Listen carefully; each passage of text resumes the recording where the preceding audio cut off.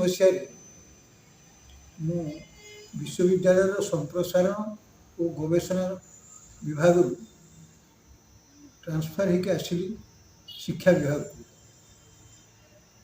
ସେଠି ସେହି ସମୟରେ ମୁଁ PhD କରିବା ପାଇଁ ଚିନ୍ତା କଲି। ବିଷୟବସ୍ତୁ ନିର୍ବାଚନ କଲି ଛତୁ ଉପରେ PhD କରିବି, କାରଣ ଓଡ଼ିଶାରେ ଛତୁ ଉପରେ ବିଶେଷ କାର୍ଯ୍ୟ ସେତେବେଳେ ହେଇନଥିଲା। ତେଣୁ ଛତୁ ଉପରେ କାର୍ଯ୍ୟ ଆରମ୍ଭ କରିବା ପାଇଁ ପ୍ରଥମେ ଚିନ୍ତା କଲି ଭାରତବର୍ଷର ବିଭିନ୍ନ ପ୍ରାନ୍ତରେ ବିଭିନ୍ନ ଗବେଷଣା କେନ୍ଦ୍ର ଓ ବିଶ୍ୱବିଦ୍ୟାଳୟ ହେଉଥିବା ଛତୁ ଚାଷ ଦେଖିବି ଏବଂ ଆବଶ୍ୟକ ସ୍ଥଳେ ଦିଲ୍ଲୀର IRI ଆଉ ସୋଲନରେ ମଧ୍ୟ ଯାଇ ଅଧ୍ୟୟନ କରିବି। ସେହି ଅନୁସାରେ ପ୍ରଥମ ବର୍ଷ 87 ମସିହାରେ ମୁଁ ଭାରତବର୍ଷର ଦକ୍ଷିଣ ଭାରତର ବିଭିନ୍ନ ବିଶ୍ୱବିଦ୍ୟାଳୟକୁ ଗଲି ଏବଂ ତାପରେ IRI ଆଉ ସୋଲନର ଲାଇବ୍ରେରୀରୁ ଯେତେ ଯାହା ଛତୁ ସମ୍ପର୍କୀୟ ତଥ୍ୟ ଥିଲା ପ୍ରାୟ ଅନ୍ତତଃ ସଂଗ୍ରହ କଲି। ସେତିକିବେଳେ ମୁଁ ଦେଖିଲି ଯେ ହଂକଂରେ ଗୋଟିଏ ଆନ୍ତର୍ଜାତିକ ମାଇକ୍ରୋବାୟୋଲୋଜି କନଫରେନ୍ସ ହେବ। ତାପରେ ମୁଁ ଚିଠି ଲେଖିଲି ଏବଂ ସେଠିକି ଗଲି। ମାଇକ୍ରୋବାୟୋଲୋଜି କନଫରେନ୍ସରେ ହଂକଂରେ ବିଭିନ୍ନ ପ୍ରଫେସରମାନଙ୍କୁ ଭେଟିଲି। CS ଫାନ୍, ଆମର PG ମାଇ, ତାପରେ ST ଚାନ୍ଦ ଏମାନଙ୍କୁ ଭେଟିଲି ଏବଂ ସହିତ ତଥ୍ୟ ସଂଗ୍ରହ କରି ଜାଣିଲି। ତାପରେ ପରେ ଆସି ବିଶ୍ୱବିଦ୍ୟାଳୟରେ ଆସି ଗବେଷଣା କଲି। ବିଶ୍ୱବିଦ୍ୟାଳୟର ଶେଷ ବର୍ଷରେ ମୁଁ ପୁଣି ଥାଇଲାଣ୍ଡ ଗଲି। ଏହା ମଧ୍ୟରେ ମୁଁ ଅନ୍ୟାନ୍ୟ ରାଜ୍ୟ ଜାପାନ, କାମ୍ବୋଡ଼ିଆ ଇତ୍ୟାଦି ମଧ୍ୟ ପରିଭ୍ରମଣ କରିଛି। ଏ ଉଦ୍ଦେଶ୍ୟ ହେଉଛି ଯେ ଛତୁ ଚାଷ ସେ ଦେଶମାନଙ୍କରେ କିପରି କରାଯାଉଛି ଆମେ କେମିତି କରିବା। ତାପରେ ମୁଁ ମୋର ଗବେଷଣା କାର୍ଯ୍ୟ ଆରମ୍ଭ କଲି। ଗବେଷଣା କାର୍ଯ୍ୟ ସହିତ ପ୍ରଥମେ ଯେଉଁ ଛତୁ ଚାଷ ମୁଁ ଆରମ୍ଭ କଲି, ସେ ଚାଷ ଆରମ୍ଭ କରିବା ପୂର୍ବରୁ ବିଭିନ୍ନ ପୋଷ୍ୟ ଗ୍ରାମ ନେଲି ଏବଂ ବିଭିନ୍ନ ପୋଷ୍ୟ ଛତୁ ଚାଷୀ ନେଲି। ସେହି ଗ୍ରାମମାନଙ୍କରେ ଛତୁ ଚାଷ ପ୍ରସାର କଲି ଏବଂ ପୋଷ୍ୟ ଛତୁ ଚାଷୀଙ୍କୁ ନେଇକି ମୋ ଲ୍ୟାବୋରେଟୋରୀରେ ଯାହା ମୁଁ ଗବେଷଣା କରୁଥିଲି ସେଠି ମଧ୍ୟ ପ୍ରୟୋଗ କଲି। ପ୍ରୟୋଗ କରିବା ପରେ ମୁଁ ଉପନୀତ ହେଲି ଯେ ପାଳ ଛତୁ, ଢିଙ୍ଗିରି ଛତୁ, ଦୁଧ ଛତୁ ଆମ ଜଳବାୟୁ ପାଇଁ ଭଲ। ତେଣୁ ଆମେ ସେଇ ଛତୁ ଚାଷଟି ବେଶୀ କରିବା ପାଇଁ ଉଦ୍ୟମ କରିବା। ପୃଥିବୀରେ 12 ପ୍ରକାର ଛତୁ ଚାଷ ହେଉଛି, କିନ୍ତୁ 2000 ପ୍ରକାର ଛତୁ ହେଉଛି ଏଡ଼ିବଲ୍, 10,000 ଛତୁ ହେଉଛି ଛତୁ। ତେଣୁ এই 3ଟି ଛତୁ ବ୍ୟତୀତ ସିଟାକେ, ଅରିକୁଲାରିଆ, ଆମର ମିଲ୍କି ମସରୁମ୍, ବଟନ୍ ମସରୁମ୍, ଫ୍ଲାମୁଲିନା, ଶୀତକାଳୀନ ଛତୁ, ଢିଙ୍ଗିରି ଛତୁ, ଢିଙ୍ଗିରିର ବିଭିନ୍ନ କିସମର ଛତୁ, ନାଲି ରଙ୍ଗର, କଷରା ରଙ୍ଗର, ଧଳା ରଙ୍ଗର, ସଜର କାଜୁ କଷରା ରଙ୍ଗର, ଧଳା ରଙ୍ଗର, ଫ୍ଲୋରିଡା ପ୍ଲାବଲେଟାସ୍ ଇତ୍ୟାଦି, ସିଟ୍ରିନ୍ ପୁଲିଟାସ୍ ଟିକେ ଇସତ ୟେଲୋ, ଆଉ ଅନ୍ୟାନ୍ୟ ଏଭଳି ଅଛନ୍ତି, ହିପ୍ସିଜାଇଗାସ୍ ଇତ୍ୟାଦି ବିଭିନ୍ନ ପ୍ରକାର କିସମ ଛତୁ କରାଗଲା। ଏ ଛତୁ ଚାଷ ପ୍ରସାର କରିବା ପାଇଁ ମୁଁ ବିଭିନ୍ନ ଗାଁରେ ପ୍ରଥମେ ଆରମ୍ଭ କଲି, ବ୍ୟାପକ ଭାବରେ ତାଲିମ ପ୍ରୋଗ୍ରାମ କଲି ଏବଂ ମାସ୍ ମିଡ଼ିଆ ଅର୍ଥାତ୍ TV ଖବରକାଗଜର ଆଶ୍ରୟ ମଧ୍ୟ ନେଲି, ଯାହାଫଳରେ ଏ ତଥ୍ୟଟି ଚାରିଆଡ଼େ ପ୍ରସାରିତ ହେଲା ଏବଂ ଏ ତଥ୍ୟ ଚାରିଆଡ଼େ ପ୍ରସାରିତ ହେବା ପରେ ଧୀରେ ଧୀରେ ମୋ ପାଖକୁ ତାଲିମ ନେବା ପାଇଁ ଆସିଲେ ଏବଂ ଗାଁ ବଢ଼ାଗଲା ଏବଂ ସେ ଅନୁସାରେ ପ୍ରାୟ ଧୀରେ ଧୀରେ ପ୍ରଥମେ ଆରମ୍ଭ କରୁଥିଲୁ ଆମେ ଭୁବନେଶ୍ୱର ଚାରିପଟେ, ତାପରେ ଆରମ୍ଭ କଲୁ ପୁରୀ, ବାଲେଶ୍ୱର, କଟକ ଜିଲ୍ଲାରେ, ତାପରେ ଧୀରେ ଧୀରେ ବର୍ତ୍ତମାନ 30ଟି ଜିଲ୍ଲାରେ 114ଟି ବ୍ଲକରେ ଅନ୍ତତଃ ଛତୁ ଚାଷ ହେଉଛି। ଛତୁ ଚାଷ ହେବା ବେଳେ ମାର୍କେଟରେ ମଧ୍ୟ ସମସ୍ୟା ସମ୍ମୁଖୀନ ହେଲୁ। ମାର୍କେଟ ବିକ୍ରି ହେବ କେମିତି? ଲୋକ ପ୍ରଥମେ ଛତୁ ଜାଣିନଥିଲେ, ଖାଇନଥିଲେ। ତାପରେ ବିଭିନ୍ନ ପଞ୍ଚାୟତରାଜ, କୃଷି ଏବଂ ଶିଳ୍ପ ବିଭାଗର ବିଭିନ୍ନ ପ୍ରଦର୍ଶନୀ ମାନଙ୍କରେ ଏ ଚାଷ ପ୍ରଣାଳୀ ଦେଖେଇଲୁ ଏବଂ ଚାଷ ଖାଇବା ମଧ୍ୟ ଦେଖେଇଲୁ ଏବଂ ତା ଫଳରେ ଧୀରେ ଧୀରେ ସାରା ଓଡ଼ିଶାକୁ ବ୍ୟାପ୍ତ ହେଲା। ସେଇ ଓଡ଼ିଶାକୁ ବ୍ୟାପ୍ତ ହେବା ଭିତରେ ଆମେ କିଛି ପତ୍ରିକା ବାହାର କଲୁ। ମୁଁ ଗୋଟେ ବହି ବାହାର କଲି। ଏ ପତ୍ରିକା ବାହାର କଲୁ ଫେଡେରେସନ୍ ତରଫରୁ ଜୀବିକା, ଆଉ ବହିଟେ ବାହାର କଲି। ବହିଟା ହେଉଛି ସ୍ୱାସ୍ଥ୍ୟ ଓ ସମ୍ପଦ ପାଇଁ ଛତୁ। ସେଇଟା ପ୍ରାୟ 300 ପୃଷ୍ଠାର ଛତୁ। ସେ ସମୟରେ 2000 ମସିହାରେ ମୁଁ 2000 କପି କରିଥିଲି। 3-4 ବର୍ଷ ଭିତରେ ବିକ୍ରି ହେଇଗଲା ଏବଂ ପରବର୍ତ୍ତୀ ସମୟରେ ଇଏ ଅନ୍ୟାନ୍ୟ ଛତୁ ମଧ୍ୟ ଇଏ କରୁ ଏଇଠୁ। ତା ସହିତ ଛତୁର ଚାଷ ରାନ୍ଧିବା ପ୍ରଣାଳୀ ମଧ୍ୟ ତିଆରି କରୁ। ଯେତେ ସାରା ଭାରତବର୍ଷରେ ପୃଥିବୀ ବୁଲିଲି ଛତୁର ତଥ୍ୟ ସହିତ ଛତୁର ରନ୍ଧନ ପ୍ରଣାଳୀ ପ୍ରୋସେସିଂ ବା ସଂରକ୍ଷଣ ଉପରେ ମଧ୍ୟ ତଥ୍ୟ ସଂଗ୍ରହ କରୁ। ତେଣୁ ଦୁଇଟା ଛତୁ, ଗୋଟେ ହେଲା ସ୍ୱାସ୍ଥ୍ୟ ଓ ସମ୍ପଦ ପାଇଁ ଛତୁ, ଆଉ ଗୋଟେ ହେଲା cultivation and cooking of mushroom. Cultivation cooking of mushroom ଏଭଳି ଭାବରେ ଆମେ ଇଏ ଧୀରେ ଧୀରେ ଇଏ କରୁ। ଆଉ କଲ୍ଟିଭେସନ୍ କୁକିଂ ଅଫ୍ ମସରୁମ୍ ଭିତରେ 160 ପ୍ରକାରର ଖାଦ୍ୟ ପ୍ରସ୍ତୁତି ସେଥିରେ ଦିଆଯାଇଛି। ଏ ବହିଟି ଲେଖିବାରେ ମୋତେ ସେତେବେଳେ ସୁନ୍ଦରରାଜନଙ୍କର ମ୍ୟାଡ଼ାମ୍ ବହୁତ ଉତ୍ସାହିତ କରିଥିଲେ। ସେ ସବୁବେଳେ କହିଲେ ଆପଣ ବିଭିନ୍ନ ଖାଦ୍ୟ ପ୍ରଣାଳୀର ପୁସ୍ତକ ଆମକୁ ଦିଅନ୍ତୁ। ଏ ବହିଟି ପ୍ରକାଶ କରିବା ପୂର୍ବରୁ ମୁଁ ଇନଷ୍ଟିଚ୍ୟୁଟ୍ ଅଫ୍ ହୋଟେଲ୍ ମ୍ୟାନେଜମେଣ୍ଟରେ ପୁରା ଇଏ 20 ଦିନ କାଳ ଏସବୁ ଆଇଟମ୍କୁ ରନ୍ଧାଯାଇକି ପରୀକ୍ଷା କରାଯାଇଛି। ବିଜୁ ପଟ୍ଟନାୟକ ଯାଇଥିଲେ ଯେତେବେଳେ ଆନ୍ଧ୍ରରେ ବ୍ରହ୍ମପୁରରେ ଏକ୍ଜିବିସନ୍ ହେଇଥିଲା, ଆମର ଗୋଟେ ବିରାଟ ଏକ୍ଜିବିସନ୍। ତତ୍କାଳୀନ ମୁଖ୍ୟମନ୍ତ୍ରୀ ବିଜୁ ପଟ୍ଟନାୟକ ଯାଇଥିଲେ। ସେ ସବୁ ପ୍ରକାର ଖାଦ୍ୟ ବାଁ ହାତରେ ଚାମଚରେ ନେଇକି ଡାହାଣ ହାତରେ ଖାଉଥିଲେ, ଡାହାଣ ହାତରେ ଚାମଚ ନେଇକି ବାଁ ହାତରେ ଖାଉଥିଲେ। ତେବେ ବର୍ତ୍ତମାନ କଥା ହେଉଛି ଇଏ ଚାଷଟି କେମିତି କରିବା। ଚାଷ ସାଧାରଣତଃ ପାଳ ଛତୁ ଖରାଦିନେ ବର୍ଷା ଦିନେ 30ରୁ 45 ଡିଗ୍ରୀରେ ହୁଏ, 40 ଡିଗ୍ରୀରେ ହୁଏ। ଢିଙ୍ଗିରି ଛତୁ ଶୀତ ଦିନରେ 20ରୁ 30 ଡିଗ୍ରୀରେ ହୁଏ। ଦୁଧ ଛତୁ ସାଧାରଣତଃ 30ରୁ 40 ଡିଗ୍ରୀରେ ହୁଏ। ତେଣୁ ଏହି ପ୍ରକାର 3 ପ୍ରକାର ଛତୁକୁ ଆମେ ବେଶୀ ଚାଷ ପ୍ରଣାଳୀ କରୁଛୁ। ଏଇଟା ଭାରି ଚାଷ ପ୍ରଣାଳୀ ପାଳ ଛତୁ ସର୍ଟ ଡ୍ୟୁରେସନ୍ କ୍ରପ୍ ଏବଂ ଇଏ ଅନ୍ତତଃ ଇଏ 12-13 ଦିନରେ ଅମଳ ହେବ। ଅନ୍ୟ କୌଣସି କୃଷିଜାତ ପଦାର୍ଥ ନେଇ 12-13 ଦିନରେ ଅମଳ ହେବ। ୟାର ଉପାଦାନ ମଞ୍ଜି, ନଡ଼ାକୁ ବତୁରାଯାଏ, ତାପରେ ସ୍ତର ସ୍ତର କରି ମଞ୍ଜି ବିଛାଯାଏ। ତାପରେ ପରେ ଘୋଡ଼େଇ ଦିଆଯାଏ। ଜଳ ସଂରକ୍ଷଣ ଇତ୍ୟାଦି ଦେଖାଯାଏ, ଯେମିତି ଠିକ୍ ଭାବରେ ଜଳ ରହିବ, ଠିକ୍ ଭାବରେ ଉତ୍ତାପ ରହିବ, ଠିକ୍ ଭାବରେ ବାୟୁ ଚଳାଚଳ ହେବ, ଠିକ୍ ଭାବରେ ପରିଷ୍କାର ପରିଚ୍ଛନ୍ନ ରହିବ ଫାର୍ମଟି। ଏବଂ ଏଇ ଛତୁ ଚାଷ ବିଶେଷ କରି ବିଭିନ୍ନ ଇଏରେ କରୁଛନ୍ତି, ଗଛ ମୂଳରେ କରୁଛନ୍ତି, ଭାଡ଼ି କରିକି କରୁଛନ୍ତି, ତାପରେ ସେଡ୍ କରିକି କରୁଛନ୍ତି, ପଲିଥିନ୍ ସେଡ୍ କରିକି ବି କରୁଛନ୍ତି। ସାଧାରଣତଃ ଆମ ରାଜ୍ୟ ହେଉଛି ଛତୁ ଚାଷରେ ଏକମାତ୍ର ରାଜ୍ୟ ଭାରତବର୍ଷରେ ଏବଂ ସମଗ୍ର ଦେଶର ଛତୁ ଉତ୍ପାଦନରେ ଆମ ରାଜ୍ୟ ହେଉଛି ପ୍ରଥମ। ସେଥିପାଇଁ ଏ ଶ୍ରେୟ ସବୁ ଛତୁ ଚାଷୀମାନଙ୍କର। ଏମାନେ ମୋ କଥାକୁ ଶୁଣିକି ଯଦି କାର୍ଯ୍ୟ ଆରମ୍ଭ ନ କରିଥାନ୍ତେ ତାହେଲେ ଏତେ କଥା ହେଇପାରିନଥାନ୍ତା। ପ୍ରଥମେ ଆମେ କ'ଣ କରୁ ନା ଚାଷ ପ୍ରଣାଳୀ ଡେଭଲପ୍ କରୁ। ତାପରେ ଆମେ ଲୋକ ଯେତେବେଳେ ଚାଷ କଲେ ଧୀରେ ଧୀରେ ଅଭାବ ହେଲା ମଞ୍ଜି, ତାପରେ ଧୀରେ ଧୀରେ ସାଧାରଣ ଲୋକଙ୍କୁ ମଞ୍ଜି ତିଆରି କରିବା ଶିଖେଇଲି। ଏପରିକି କମ୍ ଇକ୍ୟୁପମେଣ୍ଟ, କେବଳ ଅଟୋକ୍ଲେଭ୍ ଆଉ କିଛି ଇନୋକୁଲେସନ୍ ଚେମ୍ବାର ଧରିକି ମଞ୍ଜି ଆରମ୍ଭ ହେଲା। ତେଣୁ 50-60 ହଜାର ଟଙ୍କା ଯେଉଁଠି 5-10 ଲକ୍ଷ ଟଙ୍କା ଲାଗୁଥିଲା, 40-50 ହଜାର ଟଙ୍କା ଭିତରେ କିନ୍ତୁ ମଞ୍ଜି ୟୁନିଟ୍ ବ୍ୟବସ୍ଥା କରୁ। ଯାହାଫଳରେ ବର୍ତ୍ତମାନ ଦେଖିବେ 300-350 ମଞ୍ଜି ୟୁନିଟ୍ ଓଡ଼ିଶାରେ ଅଛନ୍ତି, ଯେଉଁମାନେ କି ଯୁବକମାନେ ଏଥିରେ ଆତ୍ମନିଯୁକ୍ତି ପାଇଛନ୍ତି। ଏବଂ ପ୍ରତି ଇଏରେ ମାନେ କ୍ଲଷ୍ଟର ଅଫ୍ ଭିଲେଜେସରେ କିଛି ଦଳେ ଚାଷୀ ରହିବେ, ଗୋଟେ ବା ଯୋଡ଼େ ମଞ୍ଜି ୟୁନିଟ୍ ରହିବ, 3-4 ଜଣ ବେପାରୀ ରହିବେ ସେଇ ଗାଁର ବା ସେଇ ଗ୍ରାମପୁଞ୍ଜ ଭିତରେ। ଫଳରେ କ'ଣ ହେଲା, ତାଙ୍କ ସିମ୍ବାୟୋସିସ୍ ପ୍ରୋସେସ୍ରେ ମଞ୍ଜିବାଲା ବେପାରୀକି ବାକିଆ ଦେଲା ମଞ୍ଜି, ବେପାରୀ ମଞ୍ଜି ନେଇକି ଚାଷୀକି ବାକିଆ ଦେଲା, ଚାଷୀ ତା ଚାଷ କଲା ପରେ ବେପାରୀକି ଦେଲା ମସରୁମ୍, ତାପରେ ବେପାରୀ ତାକୁ ନେଇ ବିକିଲା। ଯାହାଫଳରେ ସେଇ ଗାଁରେ ମଞ୍ଜି ମିଳିବାରେ ଅସୁବିଧା ହେଲା ନାହିଁ କି ବିକ୍ରି କରିବାରେ ଅସୁବିଧା ହେଲା ନାହିଁ। ଏବଂ ସାଧାରଣତଃ ଆମର ଓଡ଼ିଶାରେ ଛତୁ ଖାଇବାର ଅଭ୍ୟାସଟା ଏତେ ହେଇଯାଇଛି ଏଇ 20-30 ବର୍ଷ ଭିତରେ, ଅନ୍ୟ ରାଜ୍ୟରେ ତାହା ହେଇନି।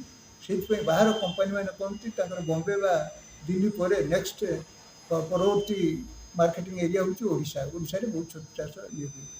ଏବଂ ସେଥିପାଇଁ ବେପାରୀମାନଙ୍କର ଏବେ ଏଭଳି ହେଲାଣି ଯେ ଛତୁ ଚାଷ ଆମ ସାରା ରାଜ୍ୟର 314ଟି ବ୍ଲକରେ ଉପଲବ୍ଧ ହେଉଛି ପ୍ରତିଦିନ ପନିପରିବା ମାଛ ମାଂସ ଭଳିଆ ଛତୁ, ଯାହାକି 30 ବର୍ଷ ତଳେ 1 ଗ୍ରାମ ଛତୁ ବଜାରରେ ଦେଖାଯାଉଥିଲା।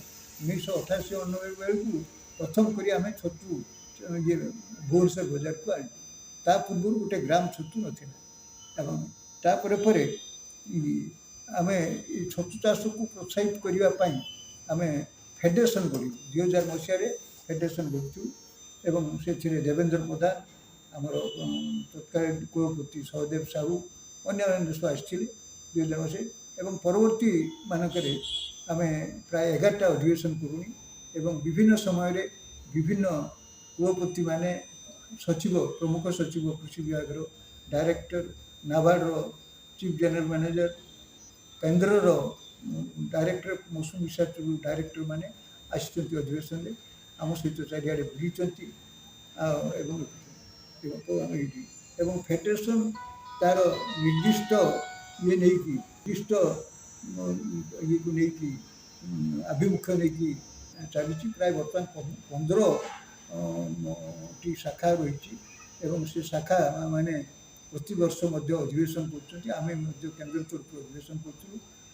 ଏ ବର୍ଷ ବି ମଧ୍ୟ ଆମର ଏଇଠି ଜାନୁଆରୀ 9ରେ ଅଧିବେଶନ ହେଇଥିଲା, ଡିସେମ୍ବର 9ରେ ଇଏ କରୁଥିଲୁ। ତେଣୁ ମୋଟାମୋଟି କହିବାକୁ ଗଲେ ଛତୁ ଚାଷରେ ଆମେ ଆଜି ସାରା ଭାରତରେ ପ୍ରଥମ ଏବଂ ଯେଉଁଟାକି ଅନ୍ୟ ରାଜ୍ୟରେ ଦେଖାଯାଏନି। ଛତୁ ଖାଇବାରେ ମଧ୍ୟ ଆମ ରାଜ୍ୟ ପ୍ରଥମ, ପ୍ରତିଦିନ ଛତୁ ଲୋକ ଖାଉଛନ୍ତି। ତା ବ୍ୟତୀତ ଆମ ରାଜ୍ୟର ଛତୁ ମଞ୍ଜି, ଆମ ରାଜ୍ୟର ଛତୁ ପଡ଼ୋଶୀ ରାଜ୍ୟକୁ ବର୍ତ୍ତମାନ ଗଲାଣି। ଯେତେବେଳେ ଅନ୍ୟ ପନିପରିବା ବା ଅନ୍ୟ ଜିନିଷ ବାହାର ରାଜ୍ୟରୁ ଆସୁଛି, ସେତେବେଳେ ଆମ ରାଜ୍ୟର ଛତୁ ପାଖ ପଡ଼ୋଶୀ ରାଜ୍ୟ ବଙ୍ଗ, ଝାଡ଼ଖଣ୍ଡ, ପଶ୍ଚିମବଙ୍ଗ, ଆନ୍ଧ୍ର ଇତ୍ୟାଦି ଯାଉଛି ଏବଂ ମଞ୍ଜି ବି ଯାଉଛନ୍ତି। ଆମଠାରୁ ଶିଖିକି ଅନ୍ୟ ରାଜ୍ୟରେ ଧୀରେ ଧୀରେ ଚାଷୀ ମଧ୍ୟ ଆଗେଇ ଆସୁଛନ୍ତି, କାମ କରୁଛନ୍ତି। ଏଇଟା ଗୋଟେ କମ୍ ଗୌରବର କଥା ନୁହେଁ। କାହିଁକି ନା ଛତୁ ଦିନେ ଅଦିନିଆ ଫସଲ ବା କେହି ଜାଣିନଥିଲେ। ଆଜି ଏକ ନୀତିଦିନିଆ ଫସଲ ହେଇକି ଲକ୍ଷାଧିକ ଲୋକ ଛତୁ ଚାଷରେ, ଛତୁ ମଞ୍ଜି ଉତ୍ପାଦନରେ, ଛତୁ ବିକ୍ରି ବଟାରେ, ଛତୁ ଖାଦ୍ୟ ତିଆରି କରିବାରେ, ଫାଷ୍ଟଫୁଡ଼୍ କରିକି ଲକ୍ଷାଧିକ ଲୋକ ଛତୁ ଚାଷରେ ନିୟୋଜିତ ହେଇଛନ୍ତି। ଏଥିପାଇଁ ସମସ୍ତ ଶ୍ରେୟ ବିଭିନ୍ନ ବିଭାଗମାନଙ୍କୁ ଦେବା ସହିତ ଚାଷୀମାନଙ୍କୁ ମୁଁ ଦେବାକୁ ଚାହୁଁଛି, ଯେଉଁମାନେ କି ମୋ କଥାରେ ନିଆଁକୁ ଡେଇଁକି, ସେତେବେଳେ ବଜାର ନଥିଲା, ମଞ୍ଜି ନଥିଲା, ଚାଷ ଟେକ୍ନୋଲୋଜି ଜଣା ନଥିଲା, ଡେଇଁକି କାମ କରୁଥିବା ଯୋଗୁଁ ଆଜି ଆମେ ସଫଳ ଛତୁ ରାଜ୍ୟ ହିସାବରେ ଆମେ ସୁନାମ ଅର୍ଜନ କରୁଛୁ। ଯାହାକି ICAR ବା ଇଣ୍ଡିଆନ୍ ଏଗ୍ରିକଲଚର ରିସର୍ଚ୍ଚ କାଉନସିଲର ଯେଉଁ ଡାଇରେକ୍ଟର ମୌସୁମୀ ସୋଲନ ଅଛି, ସେମାନେ ଘୋଷଣା କରିଛନ୍ତି ଯେ ଓଡ଼ିଶାରେ ବେଶୀ ଲୋକ ଛତୁ ଖାଆନ୍ତି ଏବଂ ଓଡ଼ିଶା ଭାରତର ପ୍ରଥମ ରାଜ୍ୟ ଉତ୍ପାଦନରେ ଏବଂ ଓଡ଼ିଶାରେ ପ୍ରତିଦିନ 3-4 ପ୍ରକାର ଛତୁ ବଜାରରେ ମିଳେ। ଝିଙ୍ଗିରି ଛତୁ, ପାଳ ଛତୁ, ବୋତାମ ଛତୁ, ଏ ଛତୁ ରେଗୁଲାରଲି ମିଳେ। ତେଣୁ ଇଏ ଗୋଟେ ପରମ ଗୌରବର କଥା। ତେଣୁ ଏ ଦିଗରେ ଆମେ ଅନୁଭବ କରିବା ଉଚିତ ଯେ ଆମେ ମୁଁ ଯେତେବେଳେ ପ୍ରଥମେ ଆରମ୍ଭ କଲି 85-88ରେ, ସେତେବେଳେ ବହୁ ବନ୍ଧୁ ମାନେ ସେ ତତ୍କାଳୀନ ମୁଖ୍ୟମନ୍ତ୍ରୀ ବିଜୁ ପଟ୍ଟନାୟକ, ଜାନକୀ ବଲ୍ଲଭ ପଟ୍ଟନାୟକ, ତାପରେ ଗଭର୍ଣ୍ଣର ମାନେ ଆସିଥିଲେ, ଏବଂ ତା ବ୍ୟତୀତ ICARରୁ ବହୁ ପଦସ୍ଥ ଅଫିସର, ଡାଇରେକ୍ଟର ଜେନେରାଲ ଇତ୍ୟାଦି ମାନେ ଇଏ ହୋଇଥିଲେ, ମାନେ ଆସୁଥିଲେ, ପରିଦର୍ଶନ କରୁଥିଲେ, ତାଙ୍କର ଏପ୍ରିସିଏସନ୍ ଜଣାଉଥିଲେ। ତେଣୁ ଏଇ ଯେଉଁ ସଫଳତାଟା ମୋ ସହିତ ମୋ ବିଶ୍ୱବିଦ୍ୟାଳୟକୁ ମଧ୍ୟ ଶ୍ରେୟ। କାହିଁକି ସେତେବେଳେ ବିଶ୍ୱବିଦ୍ୟାଳୟର କୁଳପତି ଆଉ ଏବଂ ଚାନ୍ସେଲର ଅର୍ଥାତ୍ ଗଭର୍ଣ୍ଣର, ଏମାନେ ସମସ୍ତେ ସାହାଯ୍ୟ କରୁଥିଲେ, ସହଯୋଗ କରୁଥିଲେ। ସେମାନଙ୍କର ସହଯୋଗ ବା ସମର୍ଥନ ନଥିଲେ ଆମେ ଏତେ ଦୂର ଆଗେଇ ପାରିନଥାନ୍ତୁ। ଆଜି ଛତୁ ଚାଷ ଏକ ଧୂସର ବିପ୍ଳବରେ ପରିଣତ ହେଇଛି ସାରା ଓଡ଼ିଶାରେ ଏବଂ ପାଖ ଓଡ଼ିଶା ପଡ଼ୋଶୀ ରାଜ୍ୟରେ, ଆମମାନଙ୍କର ନେତୃତ୍ୱରେ, ଆମମାନଙ୍କର ଉଦ୍ୟମ କ୍ରମେ।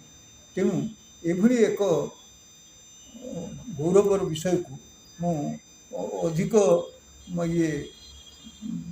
ପ୍ରଶଂସା ଦେବି ଆମର ବିଭିନ୍ନ ବିଭାଗ, ବିଶେଷ କରି ପଞ୍ଚାୟତରାଜ ବିଭାଗ, କୃଷି ବିଭାଗ, ଉଦ୍ୟାନ ବିଭାଗ, ଶିଳ୍ପ ବିଭାଗ ଏବଂ ଏପିକଲ୍ एप्रिकॉन और नाबार्ड ये मैंने नेशनल हॉर्टिकल्चर बोर्ड एमाने विभिन्न समय विभिन्न प्रकार साहाय्य करते यही छोट चाष प्रसार करने भितर मु केंद्र सरकार विभिन्न कमिटी मेंबर होती प्रथम department of biotechnology women and Harijan wing रे ये कृषि और छतु प्रसार सारा भारत वर्ष बुली तापर डिपार्टमेंट ऑफ साइंस टेक्नोलॉजी रे मध्य विभिन्न कमिटी मेंबर होती दक्षिण भारत बेसी डीएसटी तरफ बुली एवं प्रोत्साहन देती सारा भारत वर्ष विभिन्न IIT Kharagpur IIT RIT Tata Kanpur Delhi एम साहय कर 2010 रु 14 पर्यंत मु आईसीआर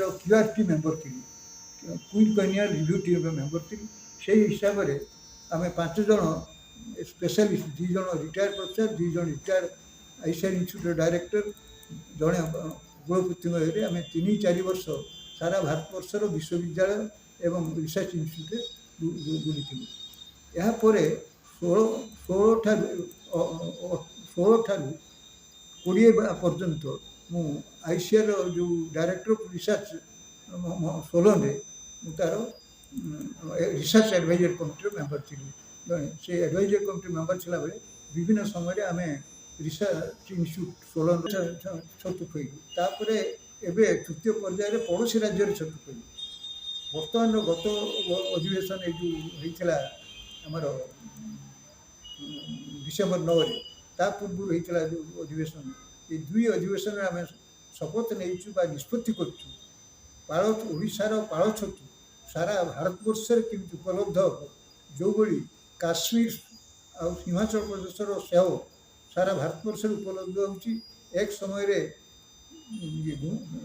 गुजरात गुंडयुद्ध सारा भारत वर्ष एशिया महादेश व्याप्त होता से अनुकरण कर आम पाଳ छतु आम चाषी मैंने अधिक उत्पादन करूँ सरकारी सहायता अधिक मिलू एवं जमी आम सारा भारत वर्ष आम पाଳ छतु पहुँचा फल आमर अधिक लोक ए कार्यक्रम मिसिले आत्मनिजुक्ति पाइबे आत्मनिजुक्ति एवं निजुक्ति ये गोटे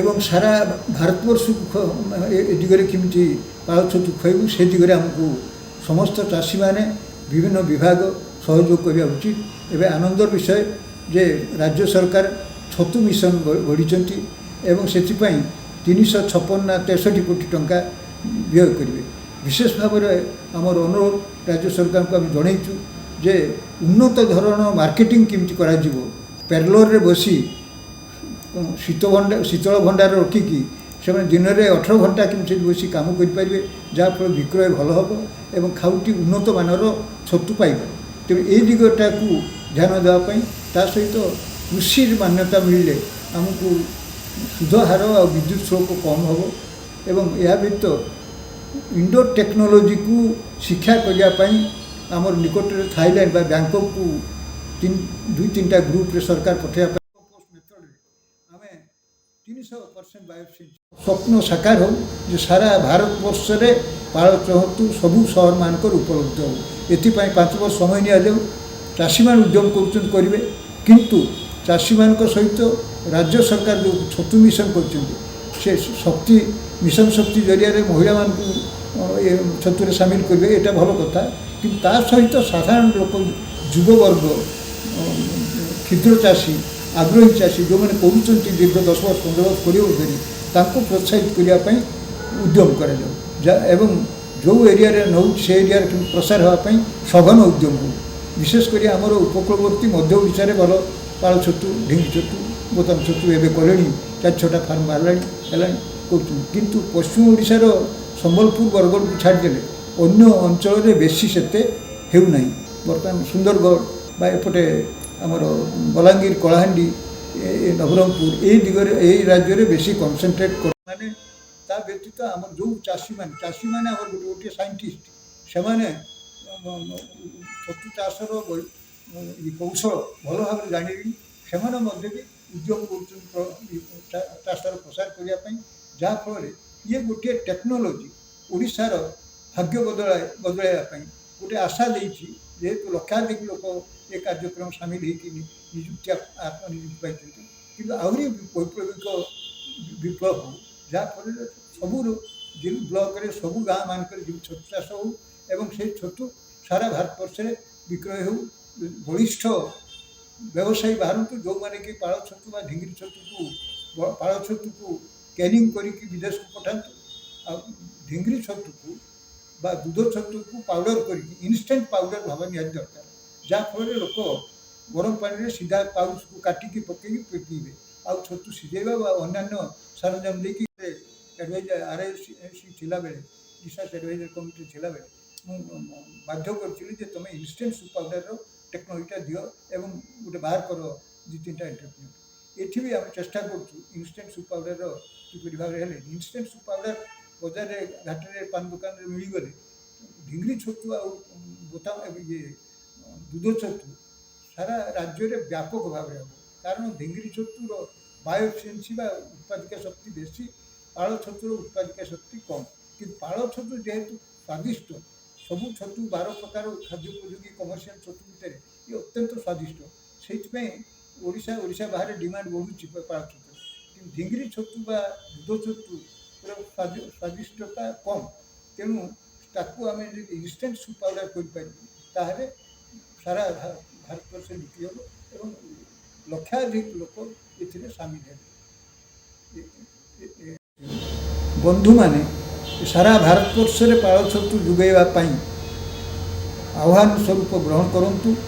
ଯେଉଁ ଆହ୍ୱାନ ଗ୍ରହଣ କରିକି ସାରା ରାଜ୍ୟରେ ଛତୁ ଉପଲବ୍ଧ କରାଇପାରିବେ, ସେଇଭଳି ସାରା ପୃଥିବୀରେ ସାରା ଭାରତବର୍ଷରେ ପାଳ ଛତୁ ଉପଲବ୍ଧ କରିବା ପାଇଁ ଉଦ୍ୟମ କରନ୍ତୁ ବିଭିନ୍ନ ବିଭାଗ ଏବଂ ଆମର ଚାଷୀମାନେ।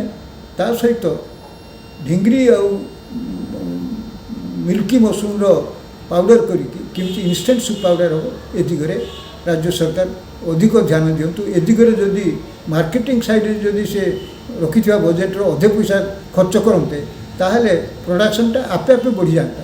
ପ୍ରଡ଼କ୍ସନ୍ ବଢ଼ିବା ପାଇଁ କାହା ପାଖକୁ ଯାଇକି କିଛି ସବସିଡ଼ି ଦେବାର ଆବଶ୍ୟକତା ପଡ଼ନ୍ତାନି, କାହିଁକିନା ଲୋକ ଟେକ୍ନୋଲୋଜି ଜାଣିଗଲେ। କେବଳ ବର୍ତ୍ତମାନ ଦରକାର ହେଉଛି ଷ୍ଟ୍ରଙ୍ଗ ମାର୍କେଟିଂ ସାଇଣ୍ଟିଫିକ୍ ନେଟୱାର୍କ ଦରକାର। ସେ ଦିଗରେ ଗୋଟେ ରିଭଲ୍ୟୁସନ୍ କରାଯାଉ ମାର୍କେଟିଂ ସାଇଡ଼ରେ। ଆମେ ସେଥିପାଇଁ